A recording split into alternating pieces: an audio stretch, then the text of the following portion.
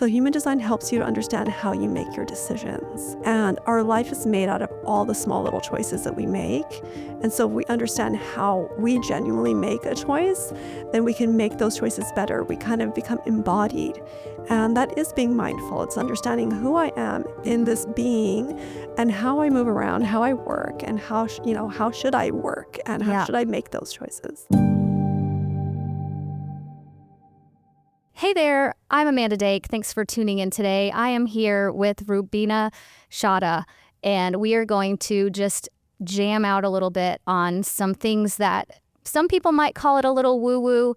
She's a mindfulness coach, and I'm going to get into a little bit about what that means. But then we also have some common denominators here whenever we're talking about growing our business using our human design and other, personal elements. So let's dig right in. Thanks for being here with me today. Thanks for having me, Amanda. Can you tell me a little bit about what you do? Like, what is a mindfulness, creative, transformational coach like yourself? What do you do? So I like to think of mindfulness and creativity as like two parts of the same coin. And so I use creative expression to access more mindfulness practices. I do teach breathwork, meditation, all of the traditional mindfulness procedures, as well as creative expression. How does somebody know that they need that? So sometimes I think when we're stressed, people feel like, oh my gosh, it's really hard to sit down and get into a meditation. We have 101 thoughts going, all these stresses, and it feels counterintuitive to sit down and get quiet. It's like you want to jump up and do something to resolve the stress. And so sometimes just going with a creative expression, doodling, we all did this growing up, making little drawings. You could just toss them. I always tell my students, like, so you're not going to make your masterpiece. I had someone recently say, oh, I think I made my masterpiece. So just having that as a little outlet and then doing the more traditional, breath work or whatever it might be. I know coloring has been like a big deal over the last few years. So that could be a creative expression too, to kind of calm your mind and take a deep breath and just focus on something else, I guess. Absolutely. Yeah. So who are the people that you love to help? I work with students. I work in high schools and junior colleges. I also work with other clients who are just facing stresses. I like to work with creatives out in the industry, whatever they might be doing, graphic designers. We've seen all this, a lot of stuff going on in entertainment. Mm-hmm. So the writers having writer's block, anybody who's looking to access something a little stress-free or a little bit more creativity. And I like to think of it more as a process rather than coming to an outcome. Right. Okay. I love the fact that you're helping students. I don't get to talk to a lot of people that actually, outside of if they were a teacher, right, that actually do something that helps our youth, our young people. I'm a mom of two, and I understand the pressures that they are under, and that whether they're putting that pressure on themselves or maybe their families or their school. So it's really awesome to see that you're there to help guide them through some of those difficult times, stressful times. It's really hard to learn and grow when you're all stressed out and busy brain, basically. Yeah. So what would you say if someone was just kind of getting into learning more about mindfulness and things? What is something that they could do to start besides working with someone like you and helping them, guiding them through things? But say maybe they are a little bit frazzled, throughout the day, or what would you say would be like one of the best things that someone could do to kind of just decompress for a few minutes and then get back to whatever they were doing? Yeah. So one of the most simple things, it's actually we're walking around it with it right under our nose is our breath. So we can access it anywhere, anyway, anytime. Even kids realize that actually they're closer to their natural breath, and we've learned to hold our breath and tighten up our belly. So just kind of relaxing into that, noticing what's happening with my breath, Am I taking really shallow, breaths, or is it going deeper? Can I just slow myself down? That's a great entry point. It's really simple. I'm holding my breath right now. I don't even do it. I do. You don't need to. I don't know why, I just like, anticipation for something or whatever. So something that you and I were talking about before off camera was kind of how we're incorporating ChatGPT or AI into how we're serving people. So how are you using this really cool tool to do the work that you do? So I definitely have a lot of exposure with AI. I use it in teaching as well. I know that's kind of controversial, but it's a tool. It's not going away. Mm-hmm. And I teach my students that it's just like a brush. We need to just know how to use it, right? Especially in the youth, they need to understand like ethically how to use it and why. What's the purpose?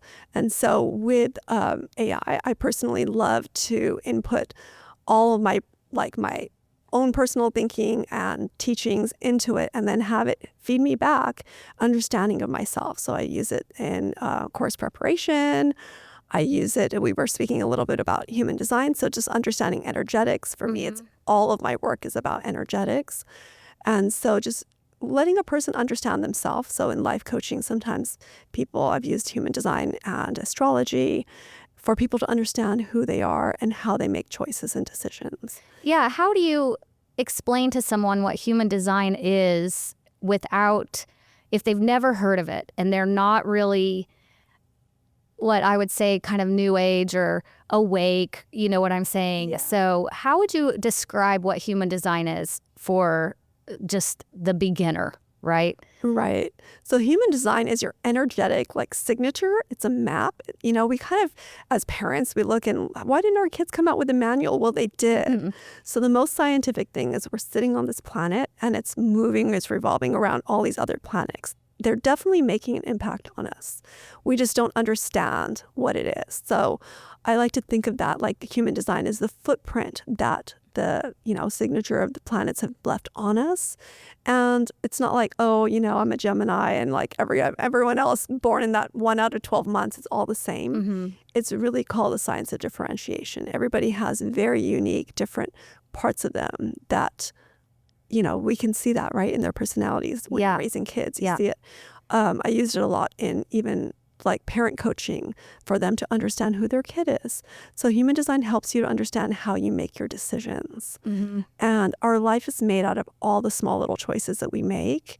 And so if we understand how we genuinely make a choice, then we can make those choices better. We kind of become embodied. And that is being mindful. It's understanding who I am in this being and how I move around, how I work, and how should I work and how should I make those choices. There's something that I created that I was telling you about, just a custom GPT to help others be able to use their own kind of information to get the most out of their conversations with chat.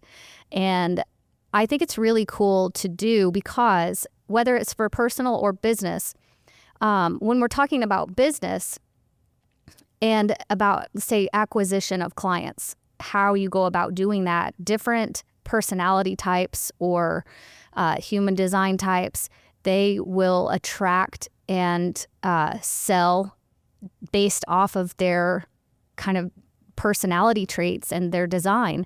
And one thing that I was doing, because what we're taught is to do all this outreach and do all this stuff and have conversations and all of these things. And I would ask ChatGPT, is this what is this how I'm supposed to be acquiring clients? Because it's not natural for me. It's very uncomfortable for me. I don't enjoy it at all. Like direct outreach and messaging and small talk. It's not me. So no, it knows exactly no, that is not for you. So because you're seeing the gurus do it, or that that's a technique you could use with this tool, and these tools like human design and other things, disc profiles, even strength finders, all kinds of stuff, you can plug it into chat and it will tell you, it guides you to what might be a better way to acquire customers or to fulfill, right? Or to sell. Right. I'm a networking person. And so doing cold outreach is not for me. So guess what? I put that off the table now. I don't have to be uncomfortable and miserable at my desk because I know I'm supposed to be doing this. I love using that tool for those types of reasons. And I love being able to show others that it's possible too. You were telling me that you have used it for how to better explain things to the people that you're trying to help. Is that right? Yeah, absolutely. And I think it's a good point that you bring up too. It's like we're not all made to be able to do everything. But in today's culture, it's kind of like expected, like you market yourself. You also go out there and do your own business and you do this and you do everything. It's really important to know like how you best perform and then maybe get support in other ways. So sometimes putting it into ChatGPT, like, okay, these are the things that I do really well. And how can I actually not necessarily just assign it to other people's, but how do I assign it to someone else? Yeah. How do I get that help so that I can feel supported fully? Yeah, I love it. I think I'm having a lot of fun with it. And I've been helping my mom use it. And we were talking about it yesterday and she said, don't you think it's just kind of a little bit creepy that it knows all of these things and it can just talk back to you? I was like, I don't find it creepy necessarily or just kind of weird, but I think there's no way a human would be able to take all of my information, those charts, right, those little tests we take, and be able to answer questions the way that the computer model can. And so I am taking full advantage of that. It doesn't replace having that human connection. It doesn't replace having discussions about things, but it just enhances everything about how I'm doing my business. If I'm even offering a service that is in alignment with who I am and how I want to serve people, I love it. So no, I don't think it's creepy, but it's so much more, I guess you could say, proficient and speedy than a person could be. There's no way a person could do all of that. So what are your thoughts on that? Do you think it's kind of like weird that we can put all this information into a machine and it spits it out? Or I don't know. What do you think? No, I think it's actually perfect. We're sitting in this library of all these books, and I think of ChatGPT like that. You know, back in my day, we had to have an encyclopedia to do our book reports and things like that. And then we had Google, and now we have this. So this is kind of just a refined version of all the data that's out there. Yeah. We still have to be able to take that information, and it doesn't replace the human because we're getting information to be able to learn how to be, and using it for tools like you said, you know, getting personality assessments or human design energetics is really just getting that information so you can know how to apply it better. Yeah. And so I think that it's a perfect tool, and I think it does have to be a somatic experience partnered with it. I mean, I always feel like, I don't know, maybe it's a little cheesy to say this, but from the perspective of where I work, it's like the ChatGPT or the AI is there as an information, but at the same time, we are actually able to access ourselves as more conscious. We're able to become more aware. We're actually able to become more mindful because this is taking care of the data for us. We're not having to use our brain and our mind just as machines anymore. Yeah, I love it too. The book analogy was really great. Now it can pull quotes from books, or I mean, it's just amazing. I love it. So how did you get started in doing the things that you're doing, especially with with your students and even other professionals even that you work with? How did you get here? So for me, I've been working in the creative industry for a long time, and I also was teaching. And then there was kind of a bridge between that I found mindfulness was really the tool that people needed to access a better and higher output for themselves. So I think, and it goes along with AI, like I've always taught digital stuff and working with computers and working with data and working with design. Some people feel like it's bringing us away from our humanity. So then that part of being conscious, being mindful, those tools coming back so that we can actually let, the computer, the digital work stand out there as it needs to in the world, but then we can actually take the time for ourselves and become, more human. Yeah, I love it. Yeah. So you were a teacher before you started doing this? So I've been kind of back and forth between education, and I also worked in the entertainment industry.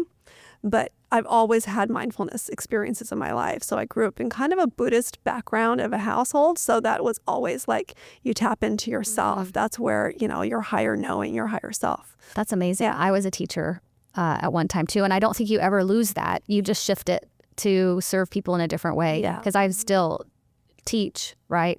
But it's just not in that traditional classroom sense.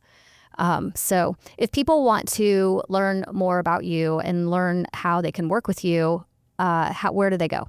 So my website is theinnerdesign.com. You can also find me on Instagram and LinkedIn as the official Rubina. And I have a bunch of courses on there that are mindfulness and creative courses, workshops, as well as like professional development for different agencies. Great. I'll put those links in the notes down below too. So thank you so much for spending time with me today. It was really great speaking with you. And likewise. I can't wait to learn more off camera about what you do and maybe bring some mindfulness back into my world as well. So thank you so much. Thanks a lot. It's been really lovely.